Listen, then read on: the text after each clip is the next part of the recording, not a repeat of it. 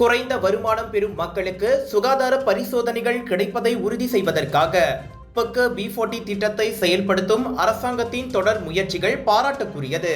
இருப்பினும் மேலவையில் கொடுக்கப்பட்ட பதில்களின் அடிப்படையில் தீவிர கவனம் செலுத்த வேண்டிய பல பிரச்சனைகள் இருப்பதாக செனட்டர் டாக்டர் லிங்கேஸ்வரன் சுட்டிக்காட்டியுள்ளார்.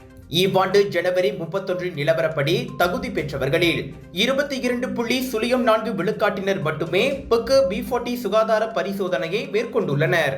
குறிப்பாக ஸ்லாங்கூரில் 14.14 விழுக்காடாகவும், குவாலலும்பூரில் 10.85 விழுக்காடாகவும், லபுவானில் 10.17 விழுக்காடாகவும் அவ்விகிதம் கவலையளிக்கும் வகையில் உள்ளது.